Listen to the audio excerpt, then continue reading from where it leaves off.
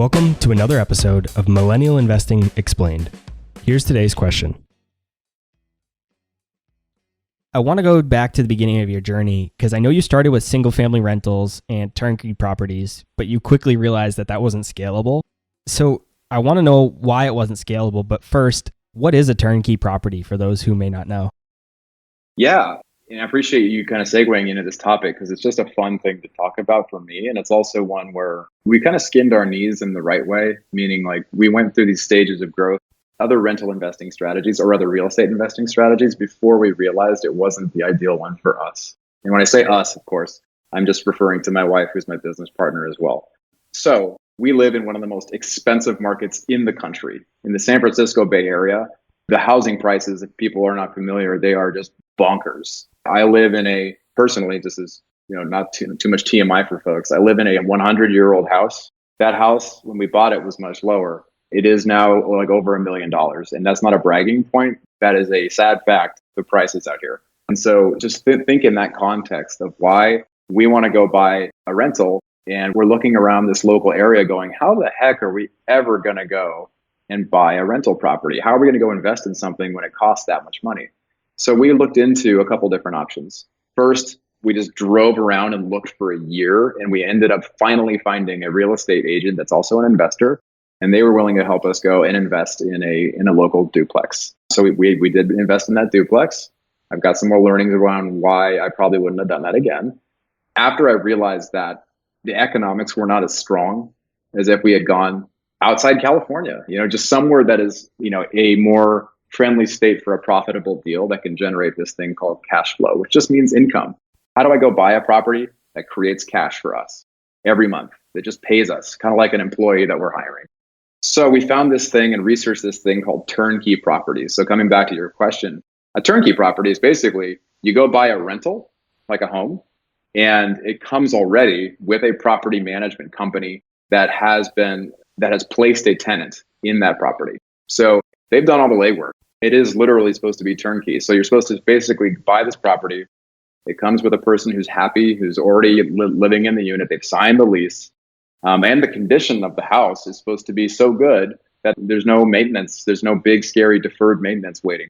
So it's turnkey. It's painless. And that's the idea behind it, is it's a really good fit for people that are first getting into real estate investing, because you can go and do it way more economically and without a ton of expertise. You can do it in kind of an accessible, lightweight way.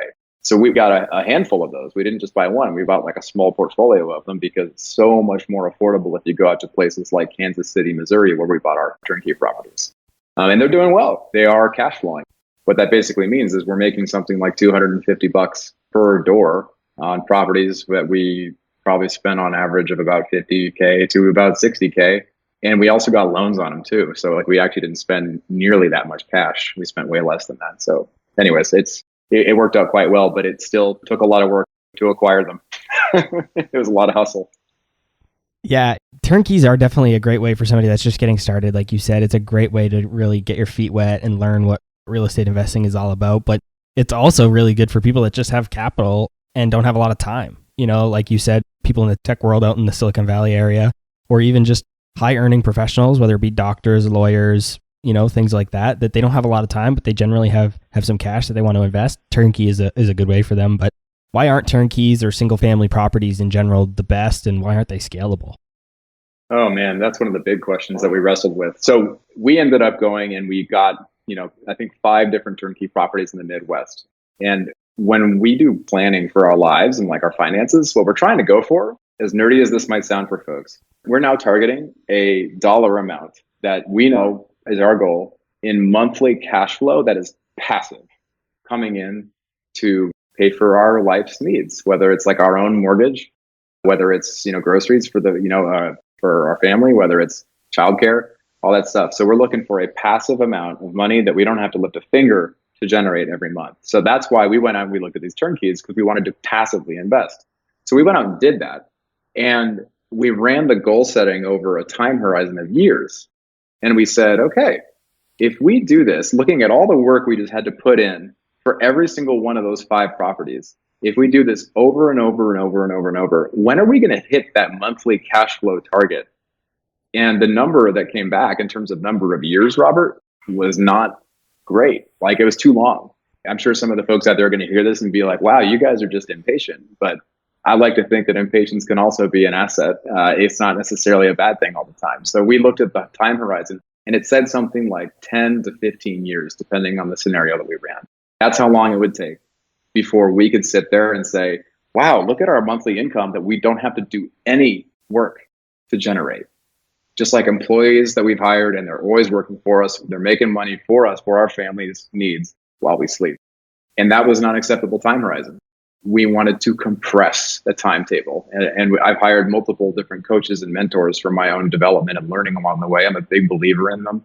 I'm a big believer in, like, giving back to other people and coaching and mentoring. But I look at that lesson that they taught me about time compression as a key reason why we ended up going away from turnkeys. We graduated from them very quickly because we don't have the time. We don't want to invest more time.